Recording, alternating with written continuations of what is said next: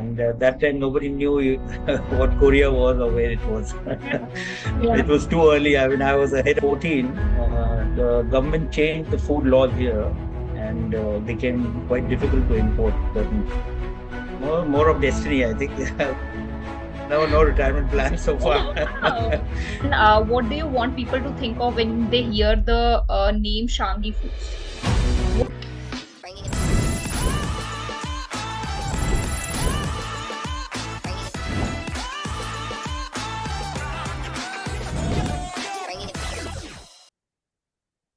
Today, we are in conversation with the founder of Shangi Foods, who established this firm in 1996, almost more than 2 decades ago. Shangi, for those of you who don't know, is a leading manufacturer and supplier of international multi-cuisine sauces and pastes, authentic Japanese, Thai, Chinese, Mexican, American, Italian, Asian, you name it, they have it. Apart from supplying to India, they also export to USA, Middle East, and Africa. The founder of Shangi Foods, Mr. Samir Shungloo, is a first generation entrepreneur and believes that he is destined for this business and that he's not planning to retire anytime soon. So join us for this very fun, interesting conversation. Hi, Samir. Thank you so much for joining on this conversation. Can you tell us a bit about your journey and Right. what are the key strategies that have led to, such a success of Shangi Foods today? Actually, we've started the business in 1996, and I had no prior experience in the food business. It was just an interest I had from the very early days in food, and I've always wanted to do something in food. I was in the packaging business before that, and while the packaging business was going on, I thought of diversifying into something, and then food seemed to be a good option. So I just started off with one or two products. That was the range of Chinese sauces. At that time, the food industry was, very small. Not many people were in the food business, and the quality and the range also of different products was very limited. People were just knowing like tomato ketchup or jam, or maybe one or two other similar products. I wanted to change all that, and I wanted to make the product as appealing as possible, and make it as authentic as possible. That was the thought I had in mind when I started. So when I started off in the food business, I didn't know anything. Then I happened to meet a mentor. He was from UK. He was an R&D specialist, and he taught me a lot about the food business and how to create new formulations. And that's what gave me a good grounding in the creation of new sauces and how to develop new products. So then onward, we kept on going on with the same range. It was more of Chinese sauces, and we were supplying in bulk and mostly to restaurants, to hotels, and then a little bit in the retail segment also. And that continued till around 2007 or 8. And since we had a limited space in Bombay, I thought of adding a few more products to increase the turnover. And that's when I thought of importing Korean foods into India, when nobody had thought of or knew what Korean food was. So we started with a range of Korean noodles and some other Korean sauces, and we slowly introduced those products into the Indian market. Then nobody knew what Korea was or where it was. Yeah. Yeah. It was too early. I mean, I was ahead of my time, I think, and it Very. took a long time to establish. Yeah. It took a long time to establish those products, but it wasn't a very big market at that time. So, and then I added some other imported products also from China, from Thailand, canned food, and kept on increasing the imported foods range. Mm-hmm. And then around 2014, the government changed the food laws here and became quite difficult to import certain foods without the proper labeling. They wanted, proper labeling to be made right from the country of origin. So that was very difficult. So at that time, most of the products were being imported with stickers here. So we couldn't change the packaging overnight. And that's when our business suffered a big blow. And then I, cut down on all these imported foods. And even the Chinese sauces which I was doing, a lot of competitors had come up in the market in different areas. And since the product was low cost, we couldn't compete with selling them in other cities. And the overall business took a hit. And in 2014 or end of 15, I almost shut down the business. I wanted to, get out of the food business. That's when one of my cousins from Bhopal, Wow. he wanted to start the business again. And he asked me to help him in the same place where we had the existing factory. So we refurbished the whole factory, and the operation that closed down for almost a year. And I was out of the market by then. And that's when I thought of creating this entirely new range of international sauces, making the top selling international category of sauces in India itself, and then marketing them in India. But I could see a huge potential in this category, and nobody was doing that even at that time. So I've always tried to create new products which are ahead of the time and which nobody is doing in the market. Right. That's always been the thought in my mind. So then slowly we started with one or two products and kept on increasing range. I visited various countries. Like if I have to make an Italian sauce range, I visited Italy. I went there, picked up the top selling products, top brands. I tried to see what the difference was in quality with what we were making and what the actual top quality was. Then I went to Japan and created Japanese sauces after that. Even I used to visit China and Thailand also earlier, so I had a good idea about the sausage and different products. So slowly, one by one, we kept on increasing the categories, and Mhm. then now we have nearly around maybe 120 products and all these four different categories like Thai, Chinese, Asian foods, and Japanese sauces, and the Italian range, and the Mexican American kind of sauces. So we are still continuing the journey and keep on expanding new products as and when the customers want, we develop new products for them also. So now we're in the groove now and we know what to do.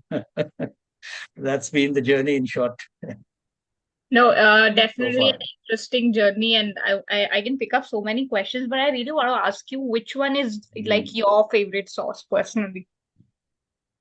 If you had to pick one I or like two of them. all of them, depending on what food you want to have at a certain time. Yeah, makes sense. So it's always, yeah, you come in, you always like enjoying different kinds of foods. Yeah, So that's it true. depends on what mood you're in. You want to try an Italian sauce, then you go for the pizza pasta sauce or maybe some pesto or something. If you Fair. want to try some Asian food, then there's a lot of range in that as well. And that too, the Yeah. different dishes also. Even in each category, you can choose different dishes what you like. Hmm. So, I mean, I like all kinds of, but mostly I think the Asian category is favorite of mine. Makes Asian sense. sauces, yeah. Makes sense. Don't worry about it. Yeah, Uh, yeah. awesome. So, the part where you mentioned where you almost shut down the business, but somehow it Mhm. started again, right? What was that phase like? Yeah, Because I think it is more of destiny, I think, because I yeah, didn't want to keep on going on in the food business and I had to forcibly come back into it. oh, So the phase was like I just thought of, come. I mean, I didn't think about pursuing the food business anymore. But then I took a break for around 2 3 months. I was traveling. I was out of the business. I would just keep my mind blank. And right. then my cousin, as I told you, he wanted to start his business again. He said, "Please help me to start, and then I'll take over his business."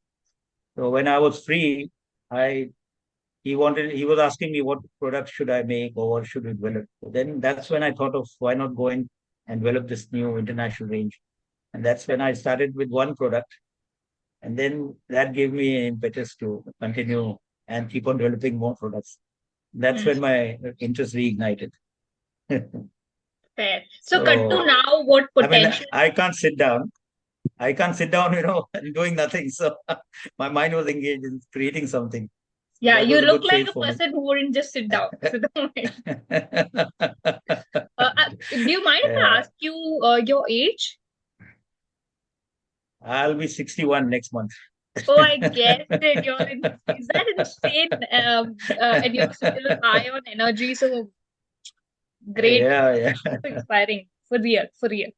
Um, Thanks. Interesting. So you're planning to keep doing this like forever, 20, 30 years, or do you have a Yeah, as long as retirement I can. plan?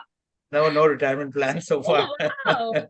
Because this is something, which really excites me. I'm passionate about it and I like to create new sources. This is So your it's destiny for something sure. which yeah, I think so. 100%, sir.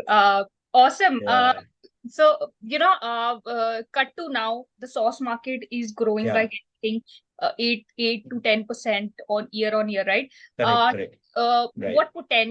what more potential do you see in the markets, and which are the markets that you're next targeting on? Where you Hmm. see a lot of potential, especially this spicy Hmm. sauces or the sauces that you deliver? Right, right, right. Yeah, yeah. Actually, India is not a very big market for sauces because we are used to eating more of fresh food, and each cuisine has its own local specialty. We are not too much exposed to international foods yet. I mean, it's only people who have traveled a lot, who've been abroad, and they've had different kinds of foods internationally. So they know what different kinds of sauces are available and what to pair with each food. Where, as a whole, India is not too accustomed to using sauces and paste because we are used to eating the fresh food. Even in our own home, we don't use much of sauces, although we make so many sauces ourselves. But we are used to eating our own regular food, Indian food, and we enjoy that. Sometimes in a week or maybe in twice in a week, you might like to try something different.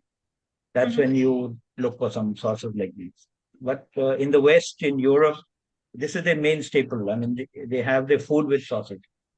So the market is much bigger compared to the Indian market. And that's where our focus is also. We look more for export markets, which are easier to enter and people are more accepting of our products because they know how to use them, where to use them, and it's much faster growing market. India, of course, is also growing, but at a slower pace. Especially, as I said, our focus is on the international range. So it will grow. It is growing because people are becoming more affluent. They're traveling a lot more, and they're exposed to a lot of different cuisines other than the Indian cuisine.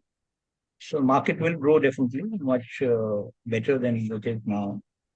And the incomes are rising as well. So people have more disposable income. Right. The standard of living is going up. So everybody wants to, keep on trying different foods, different experiences. The market will definitely grow at a good pace, I think, in the future. But Right. our focus is more on the export market even now because we can get bulk orders from export markets. Mhm. And we also registered with, Carrefour in UAE, the supermarket chain. We registered, we have sent supplies earlier, and they've approved our products there. Okay. So that's a good thing for us that our products are well accepted there as well. We export to USA, to Canada, Middle East, Mhm. and products are quite well accepted. So we know that the taste is well accepted there too, whatever we are making there. Hmm. So, since you've talked about exports, can you tell us a bit about your distribution strategies that you follow for, let's say, different regions? You're also supplying to Middle East, there's Africa, there's Yeah, yeah. USA. What kind of distribution Mhm. strategy you follow, or if anybody in the food industry wants to capture a market share, they could pick from you. Mhm. What would those ideas be? See, basically, we have to find the buyers in the foreign countries, and the best way I found that we should go about is attending, fairs and exhibitions, Yeah. where you put up a booth or you put up a stall, and then you get buyers and you let them taste your products, and if they like it, then they give you the orders. It can happen. I mean, may not happen, but there's a big chance that it can happen if your product and quality is good, the packaging is good, then there's a good chance that you will get some orders. That's how we look at the growth. We try to attend some good exhibitions abroad sometimes. Mhm. That's where we got our buyers also. And we also sell to certain exporters here who buy locally and then they export it on our behalf. Right. So it works both ways. Yeah. So we try to look for buyers here locally who are exporting, and we also attend exhibitions where we find buyers in those foreign countries, and then they take it upon themselves to import, and then they distribute locally. because they have a good channel locally. Because we can't, go and distribute the products on our own. Right. We should have a local partner there. That's the way it works here. Right. I'm sure you would Correct, have correct. seen a lot of videos also. I've seen a lot of videos of influencers doing these, campaigns for Hmm. sauces, especially, Yeah, where yeah, where that's they right. taste which one is the most spiciest one. Right, So, right, right. Yeah, yeah. Yeah, yeah, that's a big thing now. yeah. They want to see whichever is the spiciest sauces. Yes, there's But so there's so many many on the out there. market. Yeah. I mean, and it's a subjective thing. I mean, one person may like it, another may not like it. So Hmm. you're just seeing one person and he's telling you what he likes. It Yeah, depends that. on you may not like the same product also. Hmm. Fair. Yeah, but that, of course, digital marketing, I think it's a good way for small companies to advertise the products because that's the only channel they have right now. They can't, spend on marketing or publicity in newspapers or magazines and advertise for them for their brands. But Right. online marketing is the best way, I think, to let people and customers know that what their products are and what their range is, and then at least people get to know about the companies and the products. Otherwise, there's no other way to advertise it. Yeah. It's Yeah. a good medium item. Yeah. Although you don't know how many orders you may get through that, but at least people are knowing the range of any company like that. Hmm. It's Right. it's an expense which you have to do, but if you're bootstrapped, then become very difficult to do this as well because it's a continuous expense. It is. It is. But then, if you Yeah, definitely apply the right strategies, if you learn digital marketing a bit, yeah, I'm yeah, sure that that helps. yeah, yeah. Of course, that's true. Algorithm But is the key, hiring an right? external agency, pardon? Algorithm is the key because algorithm is you have to Yeah, make yeah, yeah. algorithm work in your favor to get that That's right. That's attention. right. That's right. Yeah.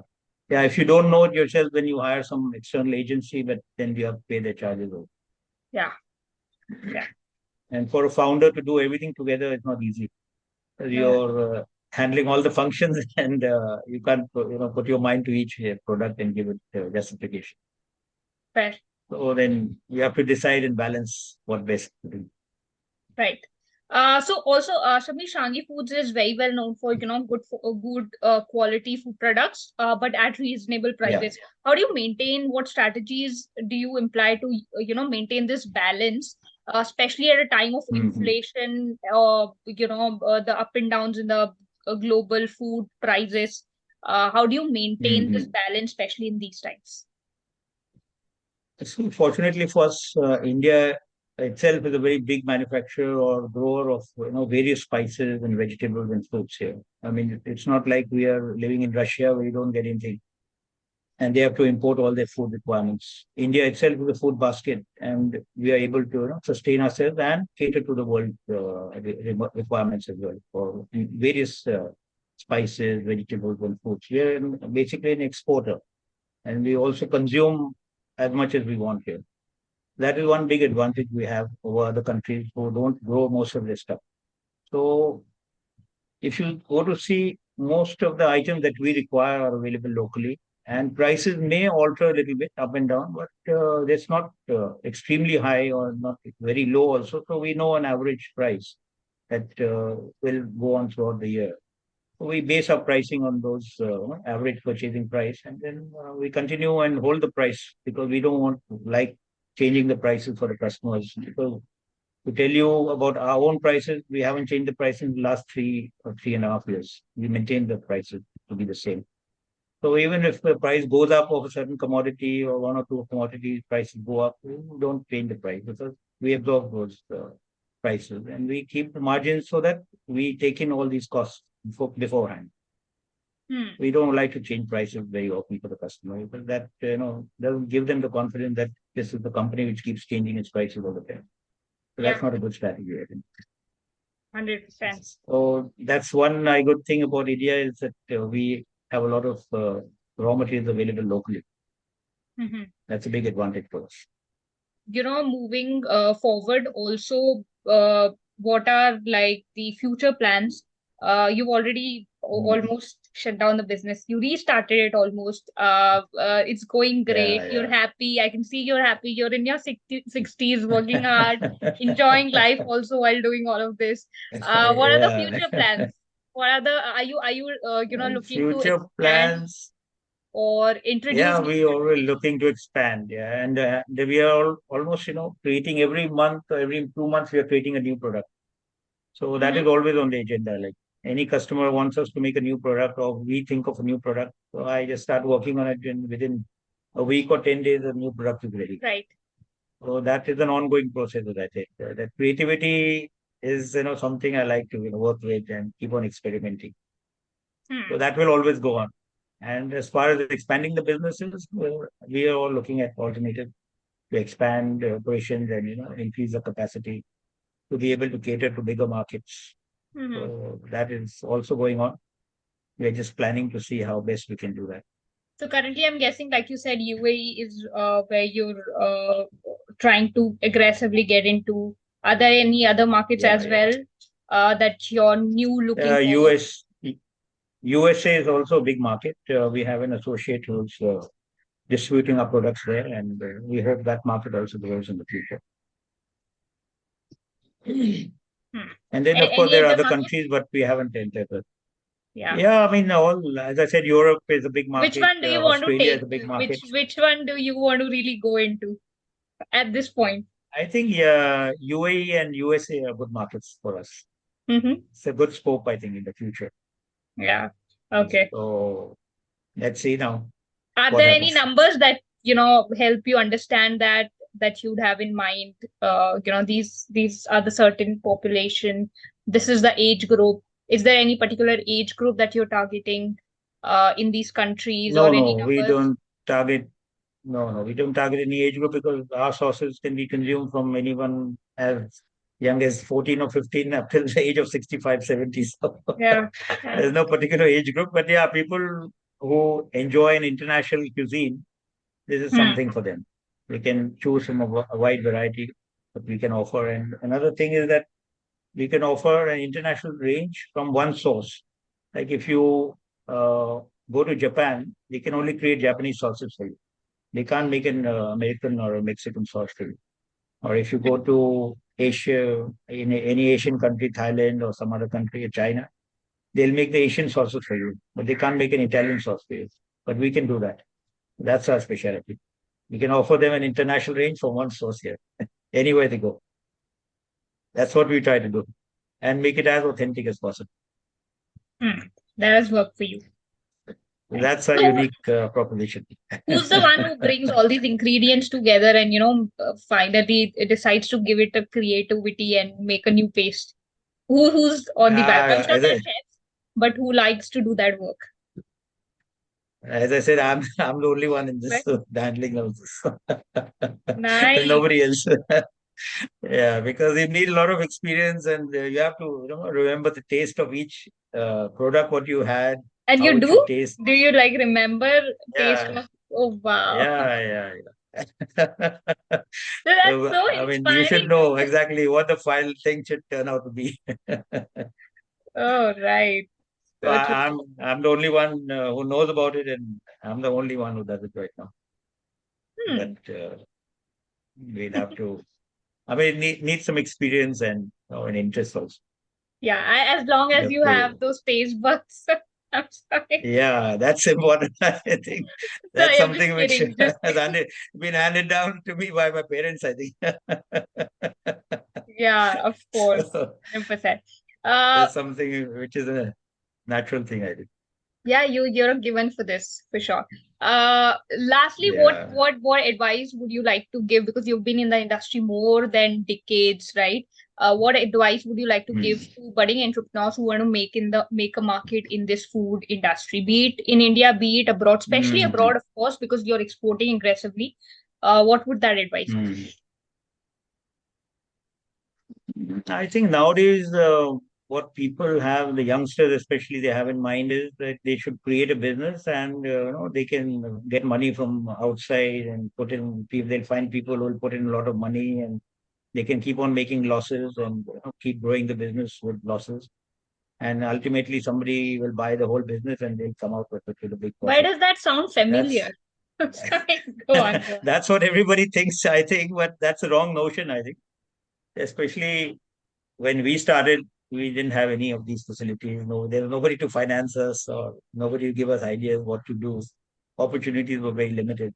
Now it's totally changed world now. But I think the focus should be on basically making a good product. That because that is the entire company stands on that.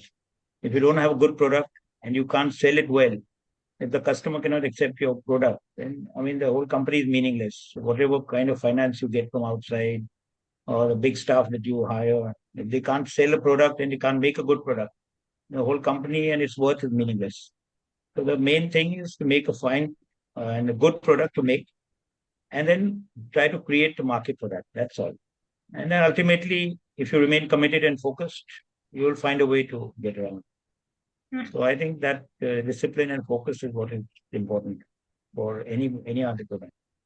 And keep Once on you have building that, then partnerships like Samir. yeah, of course, Thank yeah, you. you keep Yeah. your try to get into good relationship with everybody around.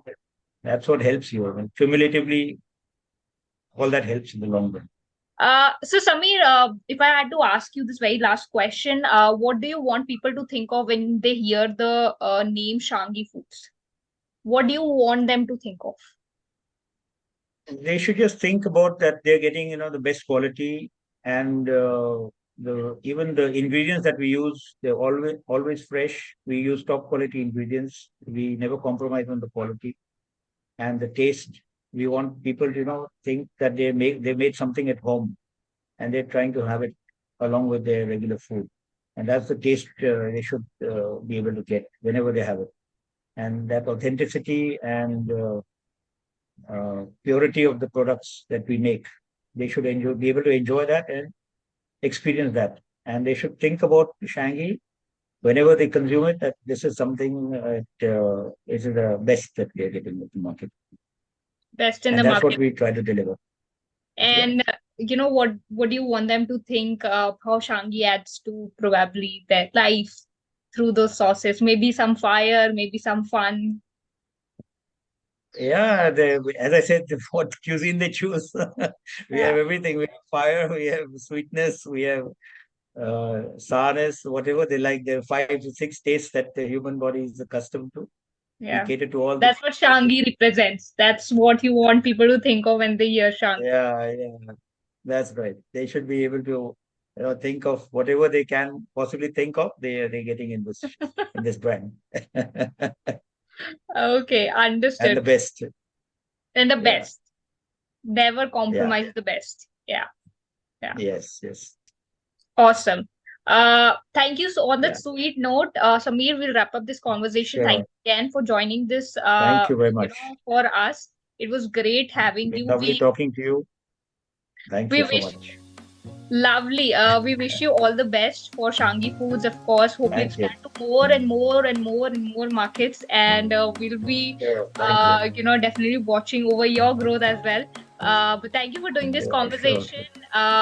Lovely having you. Great. The recording.